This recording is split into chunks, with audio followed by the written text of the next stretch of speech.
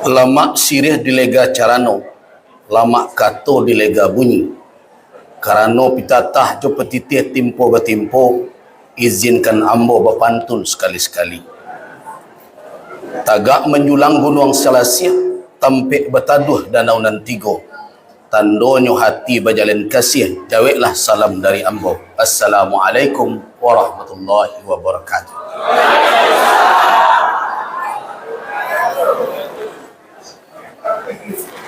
Alhamdulillahilladzi arsala rasulahu hadiyan ila sabilih faj'alahu sirajan munira fi zulumati syirki wal kufr wa rahmatan lil alamin.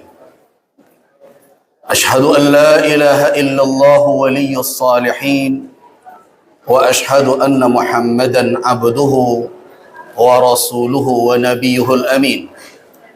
Allahumma salli wa sallim ala abdika alladhi arsaltahu rahmatan lil alamin sayyidina wa syafi'ina Muhammadin wa ala alihi wa ashabihi ajma'in, amma ba'du. Buya-buya yang hadir, Buya Anwar Abbas, Buya Armai, seluruh tokoh-tokoh kita, nenek mama, alim ulama, jadi pandai, dan tak lupa Bundo Kanduang yang hadir dalam kesempatan ini. Kete indah ambo sabuikan namo, gadang indah ambo imbaukan gala.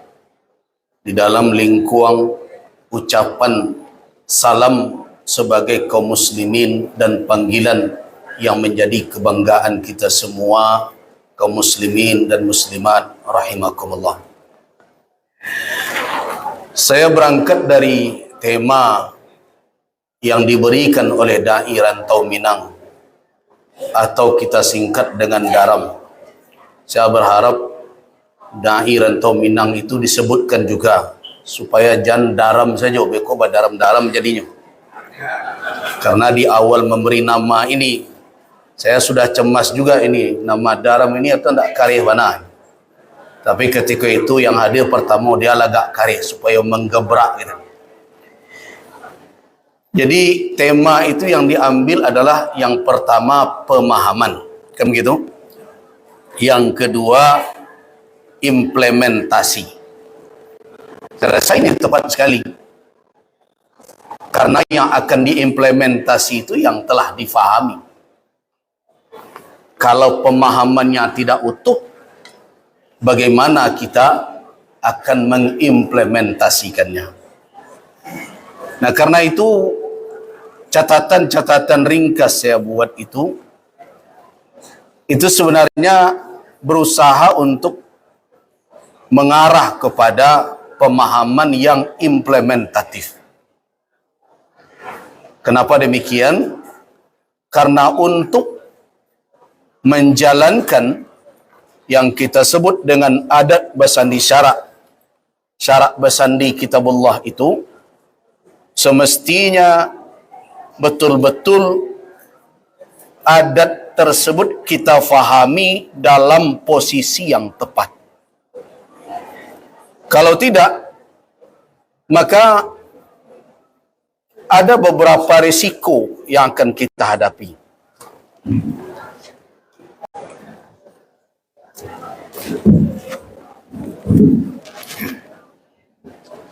Kalau kita tidak memahami apa yang akan kita implementasikan, ada dampak yang terkadang tidak dilihat oleh sebagian orang. Karena suatu tindakan yang kita lakukan hari ini tidak hanya berhenti pada perbuatan kita. Kalau kami di bagian fatwa sering membahas ini, namanya dalam konsep i'tibarul ma'alat fil ifta, namanya dampak dari fatwa. Nah, kenapa ini harus dipertimbangkan? Sebab yang akan memikul segala sikap kebijakan yang kita ambil pada masa sekarang adalah generasi yang akan datang. Karena itu kalau tasorong awak, Kalau lai dalam pituah awak kok sasik di ujung jalan, lai balik ke pangkal jalan, itu tidak ada masalah. Artinya bisa direvisi ulang. Tapi kalau ondong air ondong dada karena didorong oleh emosional sementara, orang maju awak maju pula, orang bersorak awak bersorak pula, padanan disorakkan orang. Nah, itu beresiko nanti itu jadi. Dan memperbaiki sesuatu yang telah terlanjur itu kadang lebih lama daripada membentuknya dari awal. Nah, karena itu saya terus ingatkan kepada seluruh pihak, baik di Sumatera Barat maupun di Ranah, tetaplah berhati-hati. Emosional kita boleh menggebu-gebu, tetapi di Minangkabau ada dua alat yang tidak boleh jalan sendiri. Raso jo pareso harus jalan seiring. Raso dibawa naik, pareso dibawa turun.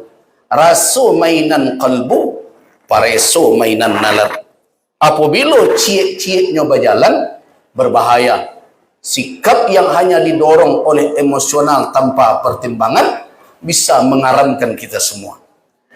Analisa yang tanpa pertimbangan raso akan kering dan sulit untuk menjadi solusi dalam masalah kehidupan sosial.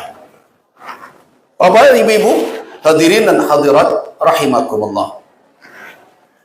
Ketika kita berbicara adat, saya diminta berbicara dari aspek syariat.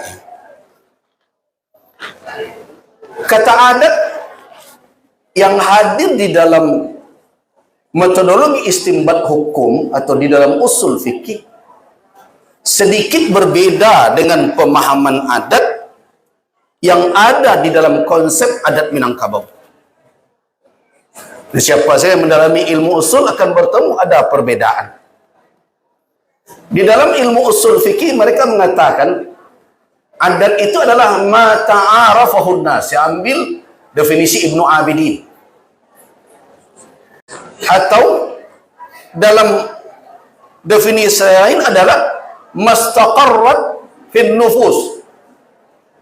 Itu sesuatu yang ma'ruf di kalangan manusia dan bersemayam di lubuk hati mereka, wasaru alaih, dan mereka berjalan di atas itu di dalam kehidupan mereka praktekkan. Nah, namun dalam sebagian definisi dikatakan min qaulin au fi'lin au tarkin. Jadi ada tiga kategori, baik berupa perbuatan, perkataan, begitu juga pantangan dan larangan. Tetapi kalau kita bandingkan konsep adat di Minangkabau yang terbagi empat, mertua, nam pertama dikatakan adat babu mati terbagi kepada dua, dan dua lagi adat babu sentak juga terbagi dua. Kita ambil poin pertama adat sabana adat. Nah, kalau kita bandingkan di teori usul tadi, adat sabana adat ini tidak termasuk dalam kategori adat dan uruf. Malah dia termasuk dalam falsafah atau mabadi fikriyah. Adalah prinsip-prinsip pemikiran. Tetapi yang menarik, adat Minang mengatakan itulah nan adat sabana adat. Boleh air ke pembuluh, boleh katok kamu pakai. Dia merupakan nilai. Begitu juga ketika kita berbicara tentang adat wanita. Apa yang menjadi adat sabana adat yang tak boleh diungkai? Malu. Begitu juga dalam hal-hal lainnya, adat Minang itu sebenarnya esensinya adalah nilai. Nilai kebersamaan, nilai hidup bersama, nilai kepedulian, nilai. Jadi nilai itulah nan indak bisa biasa indak layut dibubui indak mati. Nah, sedangkan yang nanti dua dan disebut dengan adat babua sentak tadi, apakah adat istiadat atau mungkin adat nan teradat? Kedua itu kadang antara satu dengan yang lainnya di berbagai negara berbeda-beda. Kadang berbeda antara satu negara dengan negara lain walaupun bertetangga. Nah, itulah yang disebut dengan adat setingkat negara. Tetapi adat nan sabana adat itu berlaku di seluruh wilayah Minangkabau dan acok wak sabut dengan adat sabatang panjang. Nah, kalau kita ambil kesimpulan itu, berarti esensi atau inti adat Minangkabau itu adalah nilai. Nah, di sekolah awak camih jo ABSSBK madatu. Sebab banyak tokoh adat hari ini dan termasuk bundo-bundo telah menggeser adat itu bukan pada nilai, tapi pada alik-beralik festival-festivalan. Jadi kalau orang lah berbaju gadang, lah badeta jo basalut, lah menyisik kari di pinggangnya, baik tujuh lelaki di kulit tanduk, lah dipakai baju besi ba, kece orang Minang mereka lah beradat. Apakah itu nan hakikat adat? Tidak. Ambo ambil satu contoh untuk Bundo Kandung. Bundo Kandung itu diumpamakan dalam adat yang merupakan dalil adat. Dalil adat itu mamangan adat namanya. Itu dalilnya. Kalau di kajian syariat, mana nasnya? Orang adat juga punya nasnya. Namanya mamangan adat. Nanado dalam bentuk petuah, dalam petata petiti. Contoh untuk wanita. Wanita diumpamakan bapadi bak padi sirani jintan. Tahu ibu padi sirani jintan? Lain tak tahu dah. Nah, padi sirani jintan kalau kami di Solo, orang Solo, padi nampal yang tua nambah suo di Ambo tu caredek. Ndak ada lagi kini tinggal jadi nama hotel di Solo. Ndak tahu Pak Prof masih suo ndak caredek. Tinggi. Masaknya sekalian 6 bulan. Kalau masak pantang dijual orang, biasanya jadi padi teranak dan biasa dimakan langsung. Itulah nanadang kadang ada di dalam nyanyi kalau sedang makan itu namun nak nampak mentua lalu. Caredek namanya. Sudah caredek itu baru keluar anda kuniang mayang taurai sampai kini-kini. Rani jintan tu lebih dari itu. Tapi nama menarik adalah padi ko. Kalau hujan hari di kakak-kakak. Kalau paneh dilingkui-lingkui. Dikecengkan anak muda kini itu orang gilo tu.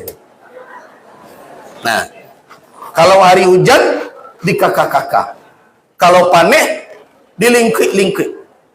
Indak karyang dek paneh matahari tapi masih di ambun tengah malam.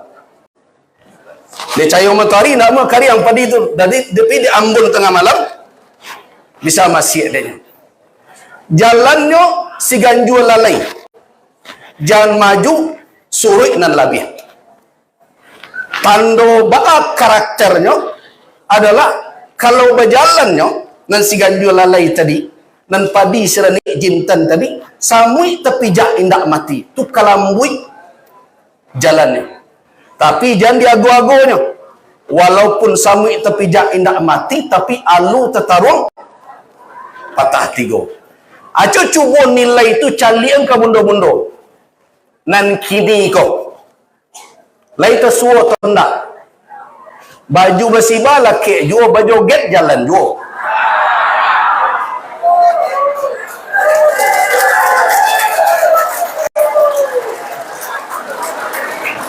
Ambo yaran buat acara bundo kanduang ko. Tu sebanta ane ni mama satu lo menangan mencali dan serupa itu. Itu contoh di mana adat sudah bergeser dari nilai kepada seremonial, kepada festival-festivalan. Seolah-olah kalau awaklah berbaju serupa itu, kalau awaklah menjalankan acara itu, awaklah beradai. Kalau menurut ambo itu tidak beradai namanya. Nah, kenapa demikian? Benar-benar setiap sebentar mengaji sumbang 2 balik. Sumbang tangga, sumbang duduk, sumbang mengecek, segala sumbang. Rancak bajan kini di dalam kurikulum pendidikan.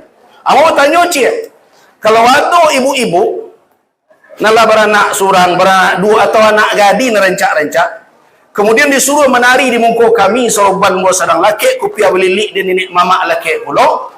Sudah itu memelakangnya, majunya ke suuk, baputanya ke kidak, bajogetnya di iriang musik, kira-kira itu sumbang ke berada. Kalau orang bos sumbang sadonya. Nanti awal itulah nan ada kini. Nah inilah yang saya katakan, ketika kita berbicara ABSSBK, kita sebenarnya tidak faham ini. Kalau tidak faham, apa nanti implementasian? Nah, itu catatan pertama. Tidak usah banyak-banyaknya, soalnya kalau banyaknya catatan kamu banyaknya singgung. Nah, itu. Catatan yang kedua, sebenarnya ABSSBK itulah ketinggalan. Mana kau ambo kecekkanlah ketinggalan. Berbagai catatan tentang ABSSBK hadir sadonya boleh dikecekkan dalam bentuk Arab Melayu. Berarti setelah hadirnya tulisan Arab Melayu ke Minangkabau. Nah ini menunjukkan bahwa ABSSBK itu sebenarnya adalah produk umat Islam. Awal membesualai ABSSBK dalam bentuk huruf lain. Yang ada adalah ditulis dalam Arab Melayu. Berbagai, kita lah minta MUI Sumatera Barat dulu cuba dikumpulkan beberapa tambok, dan ada, dan di situ ada istilah adat bahasa isyarat. Itu baru-baru. Cuma ketika kita telusuri, awak tidak bersuara tahun pasti ABSSBK itu. Sehingga diskusi dengan almarhum Dr. Mestika Z. Beliau berkata begini di hadapan ambo, Buya dulu ambo tidak percaya je ABSSBK. Kenapa? Karena secara ilmu ambo, beliau orang ahli sejarah, beliau katakan ABSSBK bukan sesuatu yang bisa dibuktikan. Mana bukti tertulisnya yang menunjukkan itu ada? Itu catatan-catatan baru.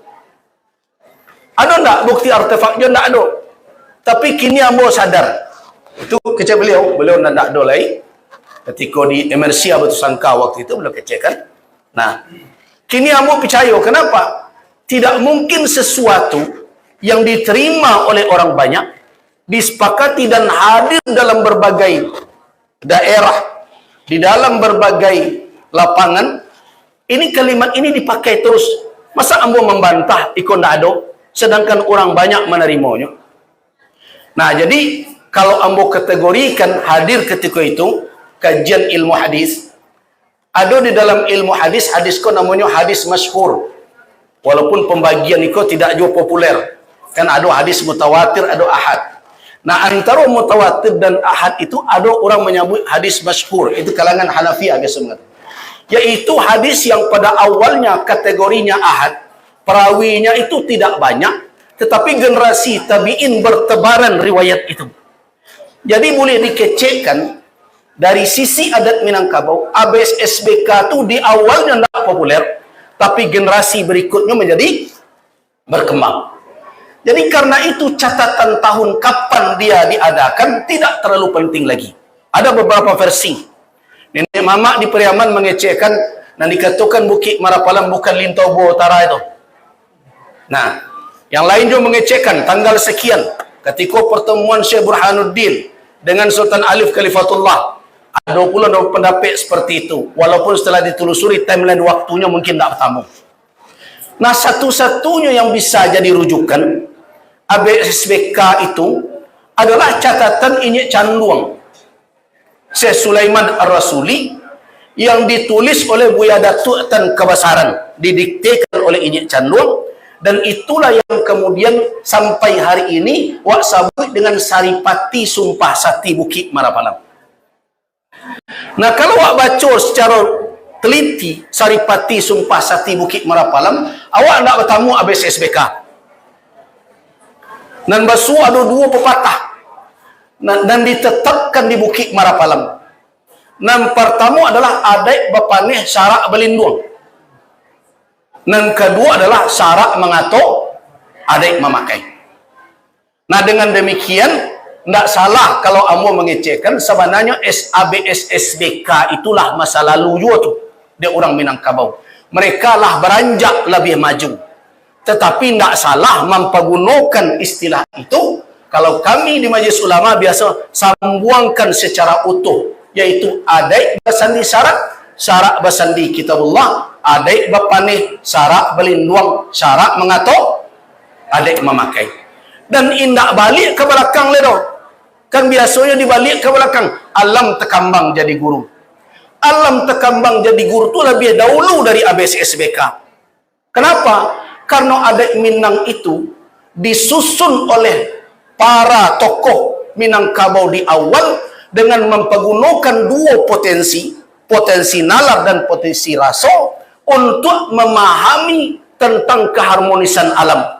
Alam tekambang jadi guru dianggap harmonis, berjalan dengan baik, diambillah nilai-nilai keharmonisan itu dan dibawa menjadi nilai-nilai sosial yang diterapkan di dalam kehidupan bersama. Nah, itu kearifan orang Minangkabau dulu. Tapi ketika syarak masuk, terjadilah lanjut. Nah, ini ketika awal menyusun tatanan adat dari keharmonisan alam semesta alam tekambang jadikan guru dengan menggunakan perpaduan antara dua potensi anugerah ilahi, yaitu raso pada kalbu dan pareso pada nalar. Nah, di sekolah tapakainya si muncak pai kaladang membawa ladiang lukolah pau keduanya. Adat jo sarak di ranah Minang ibarat awan dan jo tabi yang sanda menyanda keduanya. Nah, dalam hal ini masuklah adat. Ini adalah proses awal. Karena orang Minang kalau mencari nan baru itu tidak serupa kini. Kini orang Minang hilang dari nilai. Ada orang Minang kok segala nan baru diluluannya.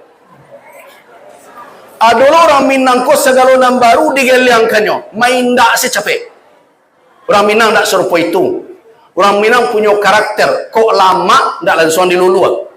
Kok pahit indak langsung dimuntahkan. Itu karakter orang Minang. Digumam-gumam dahulu jangan-jangan di dalam pahit ada ubeknya. Jangan langsung dilulu. Kadang-kadang racun itu dibungkui orang Jogolo.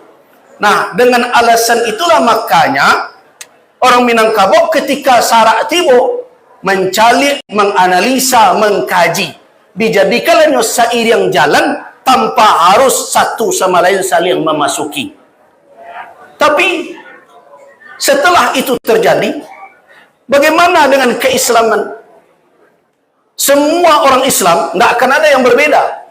Bahwa Islam itu adalah agama yang sempurna. Karena itu kalau kita mengkaji tentang khususiyat syariah Islamiyah, keistimewaan syariat Islam, di samping yang pertama dia bersifat ilahiyah rabbaniyah, dia bersifat ilahi rabbani, maknanya agamaku turun dari Allah. Setelah itu apa sifatnya kemudian mumayyiz, di antara mumayyizatnya, keistimewaannya adalah kamaliyah, kesempurnaan. Nanti ajarannya bersifat syumuliyah, komprehensif. Oh ya, sudah habis ya. Sebentar lagi, saya mohon izin 5 menit. Nah, dengan itu, karena itu tidak mungkin agama tegak tanpa adat. Ya buktinya, walaupun di Rusia sekalipun, di situ tidak adat Minang yang dipakai, agama tegak yo. Walaupun di Afrika sekalipun, tetap agama tegak. Nah, karena itu agama itu adalah kamal, sempurna. Al-yauma akmaltu lakum dinakum, disitulah pasangnya. Tapi kemudian adat bukan dibuang, karena karakteristik dari Islam tidak pula menafikan seluruh yang ada. Syariat Islam adalah syariat yang terakhir. Karena itu tidak ada Islam ini datang ke negara manapun, ke wilayah manapun yang menemui ruang hampa. Ini yang perlu difahami. Tidak ada menemui ruang hampa. Pasti akan bertemu orang telah berbudaya, telah beradat, telah mempunyai tatanan sosial. Nah, bagaimana sikap Islam? Islam menempatkan letakkan dia sebagai adat, sebagai uruf dalam kategori yang tepat. Saya rasa itu dulu, nanti kita lanjutkan. Ini sebenarnya rumit juga yang menjelaskan. Tapi yang ingin saya katakan hari ini, sebenarnya saya bukan tidak setuju. Karena sebagian orang salah faham ketika saya mengatakan istimewa Minangkabau akan dibuat. Ada yang mengatakan biar Gus Rizal tidak mendukung. Maaf saja, saya bukan tidak mendukung. Siapa yang tidak setuju keistimewaan melekat ke Sumatera Barat? Cuma ada satu yang saya harus pertanyakan lebih dahulu. Kita mau kembali ke adat atau kembali ke syarak? Itu yang perlu dahulu diperjelas. Kalau mau kembali ke adat, berarti seluruh orang Minangkabau yang sekarang memperjuangkan tentang Sumatera Barat istimewa itu, kalau kembali ke adat berarti semuanya melanggar Sumpah Sati Bukit Marapalang. Tapi kalau kita betul-betul ingin menjadikan istimewa kembali ke syarak mengatur adat memakai, baru saya akan berada bagian dalam itu dan akan berada terdepan dalam memperjuangkannya. Terima kasih. Assalamualaikum warahmatullahi wabarakatuh.